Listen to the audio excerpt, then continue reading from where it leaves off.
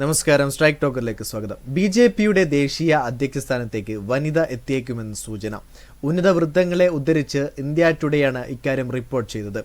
മുതിർന്ന നേതാക്കൾ വിശദമായ ചർച്ചയിലാണെന്നും നിർമ്മല സീതാരാമൻ, ഡി പുരന്ദേശ്വരി, വാനതി ശ്രീനിവാസൻ തുടങ്ങിയവർ അധ്യക്ഷ സ്ഥാനത്തേക്ക് പരിഗണിക്കപ്പെടുന്ന പേരുകളുടെ മുൻനിരയിലുണ്ടെന്നാണ് വിവരം.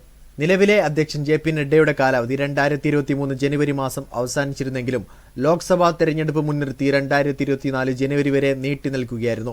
നിർമ്മല സീതാരാമൻ കഴിഞ്ഞ ദിവസം ജെ.പി. നഡ്ഡയുമായും പാർട്ടി ജനറൽ സെക്രട്ടറി ബി.എൽ. സന്തോഷുമായും കൂടിക്കാഴ്ച നടത്തിയിരുന്നു. അധ്യക്ഷ പദത്തിലെത്തുന്ന പക്ഷം ദക്ഷിണേന്ത്യയിൽ ബി.ജെ.പിയെ കൂടുതൽ ശക്തമാക്കാൻ നിർമ്മലയിലൂടെ സാധിക്കുമെന്നാണ് വിലയിരുത്തപ്പെടുന്നത്. ആന്ധ്രാപ്രദേശ് ബി.ജെ.പി. മുൻ അധ്യക്ഷയായ പൂരന്തേശ്വരിയാണ് അധ്യക്ഷ പദവിയിലേക്ക് പരിഗണിക്കപ്പെടുന്നവരിൽ മറ്റൊരാൾ.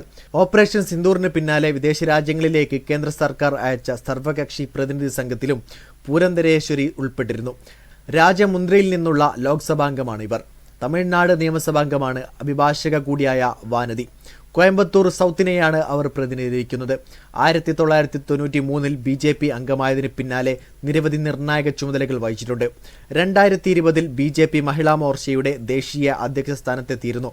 2022 ബി.ജെ.പി. Central election കമ്മിറ്റിയിലുമെത്തി.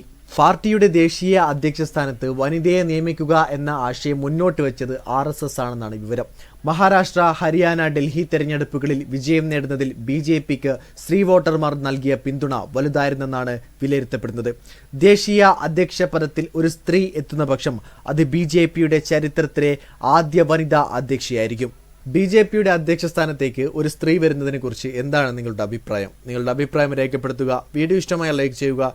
കൂടുതൽ വീഡിയോസുകൾക്കായി ഈ ചാനലോട് തന്നെ സബ്സ്ക്രൈബ് ചെയ്യുക. And this is strike talker signing off.